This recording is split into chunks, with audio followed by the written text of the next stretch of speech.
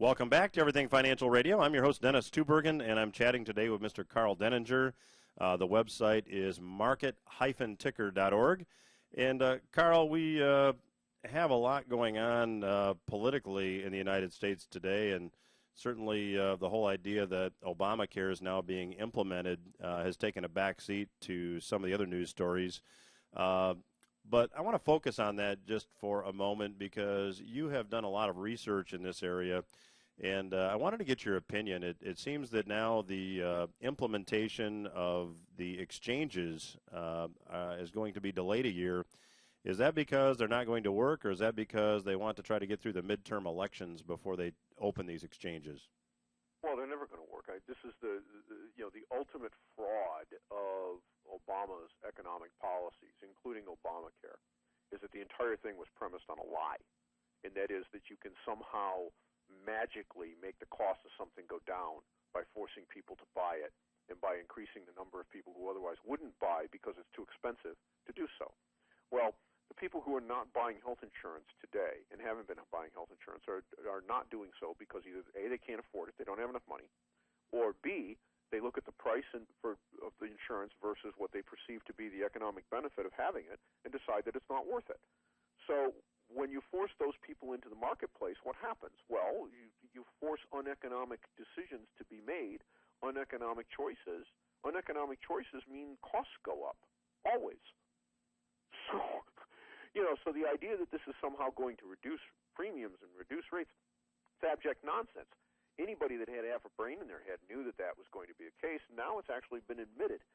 So what you have here with the exchanges, though, is a particularly pernicious problem because the so-called Medicaid expansion is where a lot of the sticking point is. Once the states take this on, they have opened the door to what amounts to a federal mandate to spend whatever amount of money is deemed by somebody else necessary in order to provide this federal mandate. They can opt out of it, but once they choose to take it, then they're stuck with it forever. It's although technically speaking, if you really want to get down to brass tacks, Medicaid is a optional program in all 50 states. No state is actually obligated to provide Medicaid to their citizens. It's not necessary. There's actually an opt-out in the original law.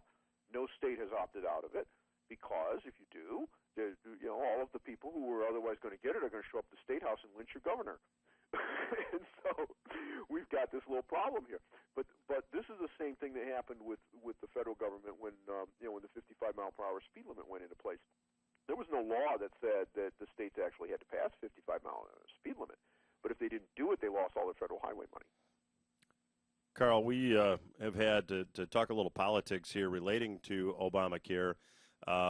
There are 6 Democratic senators who have decided to retire, and Senator Grassley, I believe from Iowa, commented recently that one of the reasons that a number of these senators are retiring is they don't want to be in office when Obamacare is fully phased in. In your view, is there any truth to that? Well, yeah, I think that's certainly a lot of it. But, the first question to ask is, why would you be so stupid to have voted for it in the first place if this is the case? I mean, think about that. All right, why would you, what, this is one of those things where now we're finding out what we actually voted for because we bothered to read it after we voted yes? It does appear that way, doesn't it? Well, it's a known fact that, in fact, we have had Mr. Jim Babka on the program from Citizens Against Government Waste, and he has pointed out that the final marked-up version of this 1,700-page bill was distributed about 15 hours before the final vote was taken. So nobody that voted on it had an opportunity to read it. That's physically impossible, even with a lot of coffee. Let me ask you this, Karl, because you've talked about healthcare and the growth of healthcare, and I had a guest on the program that said that due to the aging population of the United States, that he was bullish for healthcare-related businesses. However, he also pointed out that healthcare now amounts to about 18% of GDP. So at a certain point, healthcare growth has to stop, doesn't it? What's your take? Well, healthcare can't grow faster than the economy on a durable basis. It can't, and more importantly, it can't grow faster than income because people have to pay for it. All we've been doing is playing games with cost shifting for the last 30 years. And as we've done this, we've taken the slack out of the economy, that is the economic surplus. When you go to work, you create economic surplus. You spend some of your money to put a roof over your head, to put clothes on your back, and all of this. And what's left is surplus. As the cost of health care in relationship to the rest of the economy, and more importantly, personal income has risen, that economic surplus has shrunk and shrunk and shrunk and shrunk, and now it's getting to the point where, unless you were in the top 10th of a percent of the American population, you're seeing your actual economic surplus decrease each and every year. And this has been going on for the last 10 years. This is the reason that we had to have a housing bubble, because after the NASDAQ stock market bubble burst, there was nothing left other than fraudulent mortgages to pump the economy back up. Now we're doing it with welfare and food stamps and all kinds of other crazy things like this, and student loans, of course. So at what point do we outrun the ability to pay? And the real problem is not so much that the cost of care is going up. It's that this entire industry is a gigantic skimming operation that does things that under any other line of business, including an internet business when I used to run it, would land you in prison on a felony antitrust charge. But these kinds of things go on every single day in the healthcare business. They've been going on for 30 years. We're not going to stop this until we take these special privileges away. And in most of the cases, these are actually specially ensconced privileges in law. So this is why you can't go ahead and demand that a case be brought under the Sherman Act, for example, because they actually have exemptions. But this has got to stop, and I don't see anything in the present makeup of the Congress or in the executive that says it's going to. Karl, you mentioned housing. Recently, there's been some good news in the housing market, although a number of commentators have said if you take the fact that the Fed's buying mortgage-backed securities every month and take the fact that the government now or taxpayers are involved with or back at least 9 out of 10 mortgages, that the rebound in housing and the increase in housing prices is really artificial. Do you think? Do you agree with that statement, or do you think that we have seen the bottom in the housing market and it's up from here? Oh, it's absolutely artificial. Look, if you take today's, let's say, you have today's $200,000 house, okay, is what you're going to buy today. And let's just say, for the sake of argument, that you can get a 3.5% interest rate loan. All right. So we punch this into our handy dandy calculator, and when we do this, we come up with a payment of principal and interest of $895.48. Okay, I just did it while I was talking to you. All right. Now let's take that same payment, but let's put the interest rates back to something approximating reality, which is about 6%. Okay, which, I mean, that's still not a very high rate, but that's appropriately where it was a few years ago. All right, that house is now worth $150,104.94.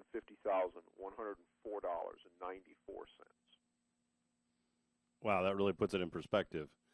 Yeah, I mean, that's because that's what that same payment will buy. Okay, on a 6% 30-year mortgage. So this is the scam that has gone on. You've had a roughly 25% increase in valuation as opposed to reality applied to the market from 2008 to today. But that is artificial because of the Federal Reserve's gains and the Treasury's gains with zero interest rate policies and deficit spending. That's not real. Karl, I want to get your take on that, because certainly when you look at what the U.S. stock market indices have done, they are at record highs, at least nominally speaking. Is how much of this this run in the stock market is due to the Fed's money printing, and how much is attributable to just good business, good companies, and good profits? All of it is due to the Fed's money printing. Look, you have this is the disconnect between value and price. All right. The problem with disconnects between value and price is they always correct back to where they're supposed to go. Either value has to rise precipitously or price has to decline. Doesn't have to happen tomorrow, but ultimately it always does happen. And the issue that you have right now is, for example, junk bonds, high yield, just recently crossed below 5% in yield. Now, anybody who thinks that buying companies that have an approximately 20% risk of not paying you back is appropriately compensated with a 5% coupon has rocks in their head. But that is what you have in the market today. That's what the market is telling you. So the price of those instruments is grossly in excess of their value. The two of them don't have anything to do with each other at all times. In fact, most of the time they don't. That's why there's a market. If price and value were always the same, nobody would ever buy or sell anything because there'd be no reason for there to be a disagreement in this.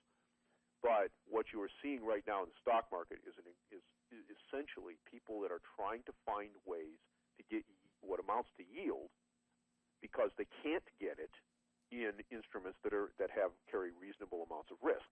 So they're going out into the market. They're driving up the price of high yield credit, which of course depresses rates there. They're buying stocks that have alleged dividends.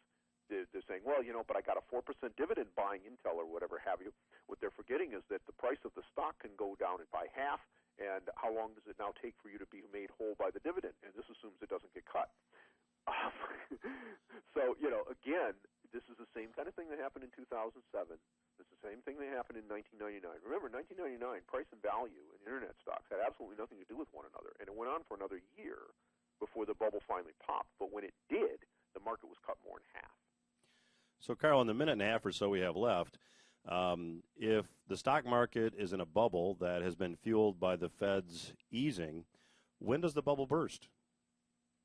The bubble bursts when the first person wakes up in the morning and says, I don't have value in what I carry today, what I am holding, and he sells. And the next person sees him sell and says, I agree with him. In 2000, the triggering event was a little company called MicroStrategy that was a darling, was a flying high, was supposedly going to merge. There was all kinds of chatter around, and then they said, oops, we got this little accounting problem. And the next thing you know, the entire NASDAQ came apart. This one little company blew up the world. Now, people say, oh, no, that's not really what caused it. Well, maybe not. But, again, it's the first guy that looks at what he's holding and says, you know what, this company is not worth $400 a share or whatever it was. All right? And they sell. And the next person sees that and he sells. The same thing happened in 2007. You had a couple of little hedge funds, remember, that blew up. All right? And the stock market went up for another 3 months. We had the Bear Stearns hedge funds blew up in August, and it was September, October, before we actually topped out in the S&P. And there wasn't actually a serious move down until months after Bear Stearns. If you remember, Bear Stearns was a huge drawdown in the market, and it came all the way back and more by about another 50, 100 S&P points before it finally rolled over and went down the toilet when Lehman went out. So it is herd mentality, and it is people ultimately looking at what they own and saying, you know what, the value does not match the price. That's when you see the move back down to the mean. Well, we're going to have to leave it there for today, Karl. We appreciate you joining us. We hope you'll come back. Anytime. Everything Financial Radio will return after these words. Stay with us.